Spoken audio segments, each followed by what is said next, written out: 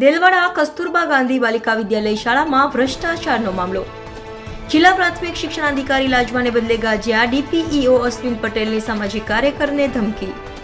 રસિક ચાવડાને માનહાનિના દાવાની ધમકી. રસિક ચાવડાએ ઉજાગર કર્યો છે ભ્રષ્ટાચાર. દેલવાડા કેજીવીબી અને રામનગર પ્રાથમિક શાળામાં ભ્રષ્ટાચારનો દાવો. કાર્યવાહીના બદલે મામલો દબાવવાનો પ્રયાસ. પૂર્વ આચાર્ય અને કેજીવીબીના વોર્ડન કમ હેડ ટીચર દ્વારા ખોટી સહીથી ભ્રષ્ટાચાર થયાનો દાવો. દેલવાડા કસ્તુરબા બાલિકા વિદ્યાલયમાં પણ ભ્રષ્ટાચાર. કેજીવીબી વોર્ડન કમ હેડ ટીચરે ભ્રષ્ટાચાર કર્યો હોવાનો કર્યો છે સ્વીકાર. પુરાવા હોવા છતાં ડીપીઈઓએ ન લીધા યોગ્ય પગલાં.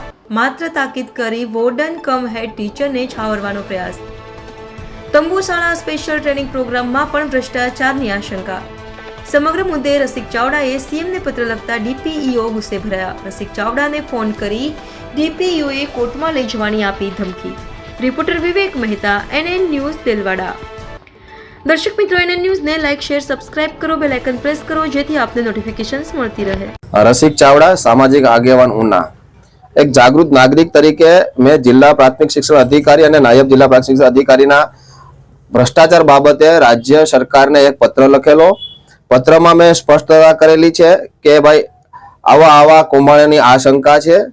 એક કૌભાંડમાંથી એક કૌભાંડ કેજીબીબી કસ્તુરબા બાલિકા શાળા દેલવાડાની છે.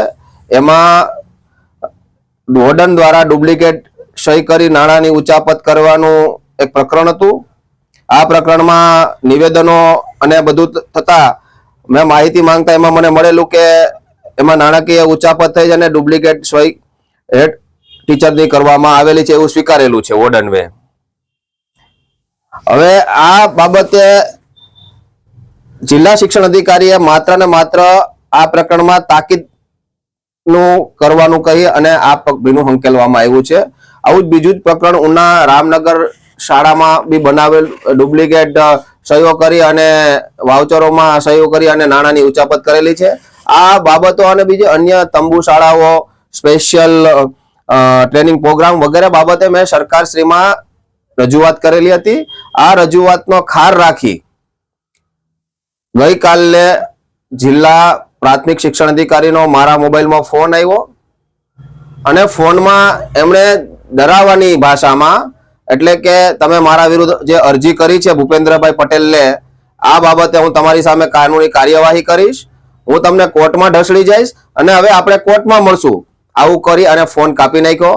બાદમાં મેં ફરી એમને ફોન કર્યો છતાં એમણે એવું જ કીધું કે આપણે કોર્ટમાં મળશું. એટલે જાહેર સેવક તરીકે આ અધિકારીઓ ફરિયાદીને ધમકાવવાની ભાષામાં જે વાત કરવામાં આવી છે, આ બાબતે મારી પાસે સંપૂર્ણ પુરાવાઓ છે.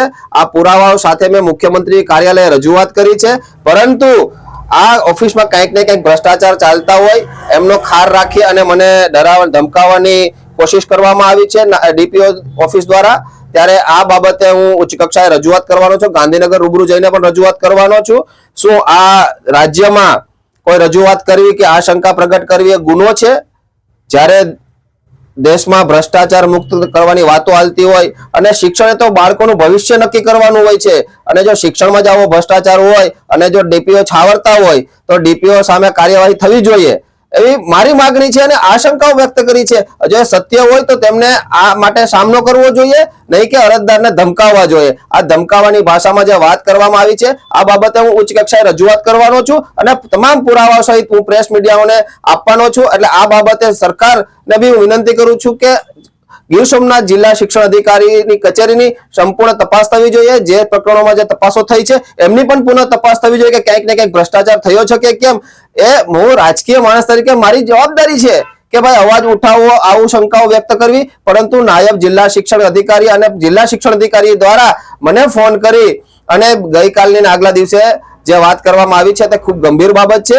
એટલે મને ક્યાંક ને ક્યાંક હવે ડર લાગે છે કે શું સાચી વાત સરકારમાં રજૂઆત નહીં કરવી. એટલે આ બાબતે કાર્યવાહી થવી જોઈએ.